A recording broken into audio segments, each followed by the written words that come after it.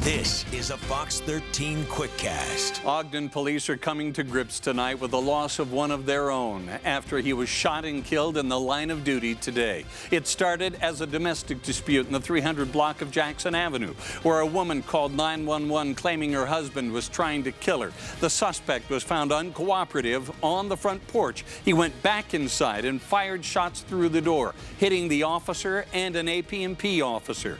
The suspect was found dead inside. Later, several children were removed from the house unharmed. Our hearts are broken. We've lost one of our own. Greater love hath no man than this, that a man lay down his life for his friends. That is exactly what happened today. This is the 10th Ogden officer to die in the line of duty. He was with the Ogden Police Department for only 15 months before his death. His name and the name of the suspect, who was also dead, have not been released. Neighbors saw the tragedy unfold today. They say there were about 30 to 40 shots as police swarmed the area. Officers yelled at people to stay inside while running to the house with guns drawn. From their windows, neighbors watched a group emerge from the scene and realized an officer was seriously hurt. He was just covered in blood. And it looked like they had set him down on the street, and then from there they picked him up and put him in the ambulance. About an hour later, there were more shots and police yelling the all clear. The suspect was found dead inside, signaling the end to the frightening and tragic situation. Many in Ogden are mourning along with the police department tonight. Neighbors say everyone knows everyone here, except at the house where the shooting happened.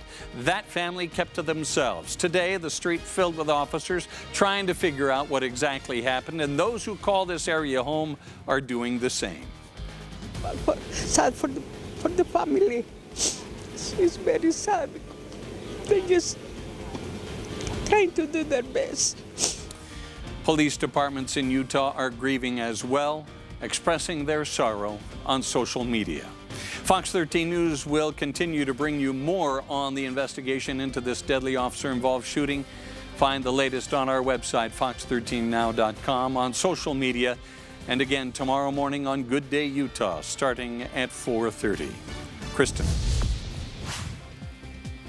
Meteorologist Kristen Van Dyke tracking the heat. Heat warnings in effect again for Washington County, including Springdale, St. George, Zion National Park, and Hurricane down in Washington County. Highs will be anywhere between 102 and 107 tomorrow. Tomorrow, we will start off on the warm side for everyone. Here's a look at the numbers around the area. In fact, in the Salt Lake area, we'll start off in the upper 60s tomorrow morning. So temperatures tonight will stay in the 70s for most of the night. In fact, right now, we're still in the low 80s. As we go into the afternoon, our temperatures will climb all the way up into the mid-90s for the Wasatch Front. There will be a chance for a few storms of the Uintas out towards Vernal and maybe Evanston too. Highs there in the 80s. But again, down south, highs in the high 90s and triple-digit heat. Your 7-day forecast for southern Utah. Temperatures will stay in the triple-digit Saturday, and then they back off a little bit and maybe even an increase in storm chances for the middle part of next week. Northern Utah, the hottest days are ahead Friday, Saturday with highs in the mid-90s. Next week, we get a break from the extreme heat, but it stays above average with highs in the 80s. All right, Kristen, thank you. 2 more people have died of coronavirus in Utah. They were 2 Utah County men. That makes a total of 106.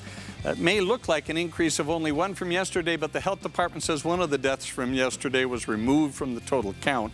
215 more people have tested positive for a total of almost 9,000. More than 5,600 people have recovered. Governor Herbert is allowing some communities to reopen with loosened COVID-19 restrictions. Grand County will move to yellow, but with some additional guardrails in place as their tourism community deals with lodging issues. Salt Lake City will remain at orange or moderate risk level. West Valley City and Magna have asked to be moved to yellow. The governor is likely to grant that request tomorrow.